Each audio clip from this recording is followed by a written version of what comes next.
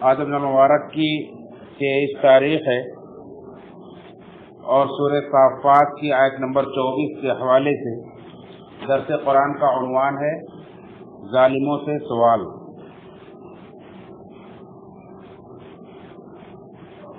اس سے پہلے کی آیات میں ایک منظر پیش کیا گیا ہے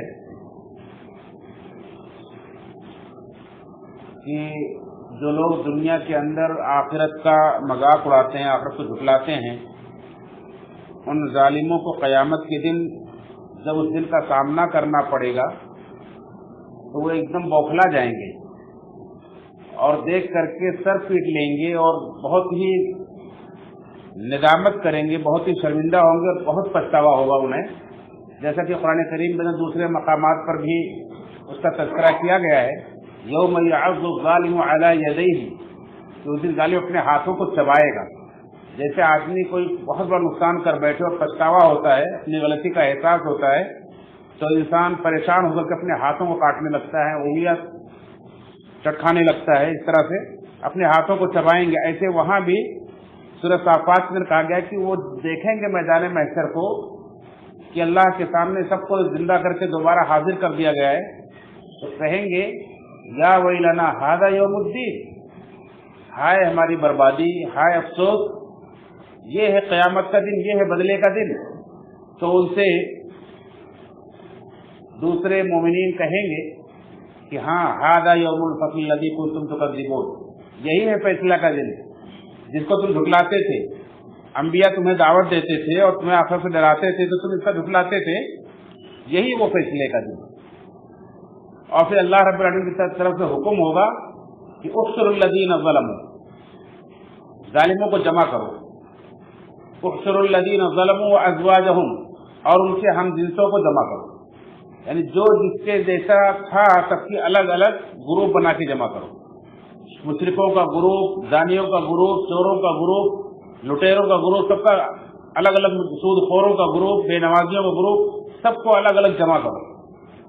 اللہ رب العالمین سب کو جمع کرے گا، جو جس طرح کی برائی میں ملوث رہے دنیا کے اندر آخرت سے غافل ہو کر کے، ان سب کے الگ الگ گروپ ہوں گے۔ اللہ تعالیٰ یہ بھی کہے گا احشروا الذین ظلموا وازواجہم وما یعبدون من دون اللہ، اللہ کے سوا جن کو یہ پوجتے تھے ان کو بھی جمع کرو۔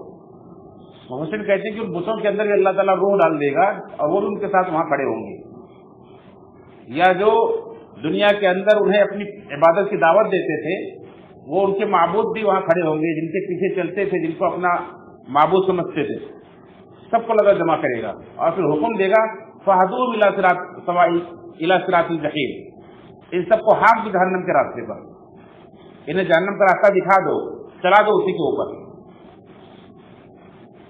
تو جب دیکھا جائے گا کہ یہ تو بڑے فرمانبرداری کے ساتھ بات مان رہے ہیں، انہیں چلایا جا رہا جہنم کے راستے پر، شروع ہو گیا چلنا، تو اللہ تعالیٰ کہے گا وقفوہم، روکو ان کو ذرا، انہم مسئولون، آج ان سے سوال کیا جائے گا۔ کیسا منظر ہے، وقفوہم انہم مسئولون، اللہ تعالیٰ کہے گا کہ اچھا انہیں جانے سے پہلے، جہنم میں جانے سے پہلے ذرا روکو، ان سے ایک سوال پوچھنا ہے، ان سے کچھ سوال کرنا ہے، کچھ پوچھنا ہے۔ کیا؟ ما لکم، اللہ تعالیٰ کہے گا ما لکم لا تناصرون، تمہیں کیا ہو گیا ہے، آج ایک دوسرے کی مدد نہیں کر رہے ہو؟ ما لکم، کیا انداز ہے، ما لکم لا تناصرون، تمہیں کیا ہو گیا ہے، تم آج ایک دوسرے کی مدد نہیں کر رہے ہو؟ دنیا کے اندر تو بڑی ڈینگیں مارتے تھے، یہ کر لیں گے وہ کر لیں گے، ہماری جماعت سب سے بڑی ہے اور ہم سب سے پاورفل ہیں، ہم ایسا کر دیں گے۔ آج تمہیں کیا ہو گیا ہے، ایک دوسرے کی مدد کیوں نہیں کرتے ہو؟ بل ہم اليوم مستسلمون، آج تو بڑے فرمانبردار بنے ہوئے ہو، آج تو تم ہر ایک بات مان رہے ہو، دنیا کے اندر نہیں مانتے تھے، رسولوں کی بات تو جھٹلاتے تھے، آج تو بڑے فرمانبردار بنے ہوئے، آج کچھ تمہاری نہیں چل رہی ہے۔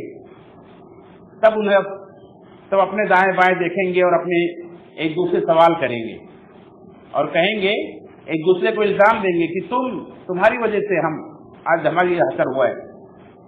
ایک دوسرے کو الزام دیتے ہوئے کہیں گے کہ تم ہمارے پاس آتے تھے، تم بہکاتے تھے، ہم تمہارے کہنے میں آ گئے، تمہارے پڑھاوے میں آ گئے، اس لیے ہمیں یہاں سے دیکھنا پڑا۔ جیسا کہ دوسری جگہ اللہ نے کہا ہے سورہ فرقان کے اندر کہ یوم یعض الظالم علی یدیہ ویقول یا لیتنی اتخذت مع الرسول سبیلا، या वैलता लैतनी लम अत्तखिज़ फुलानन खलीला, जालिम अपने हाथों को चबाएंगे और कहेंगे कि काश कि हमने रसूल का रास्ता अपना लिया होता, दुनिया के अंदर रसूल का रास्ता अपना लिया होता।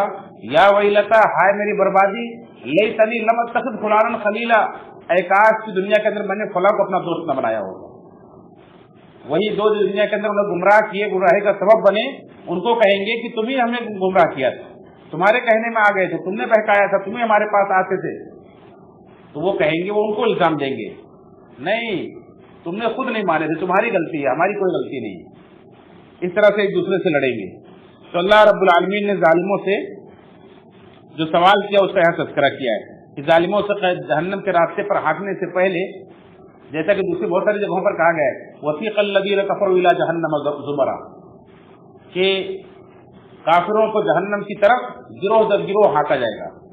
यौम नसूक़ुल मुजरिमीना इला जहन्नम विरदा, हम मुजरिमों को जहन्नम की तरफ हाँकेंगे।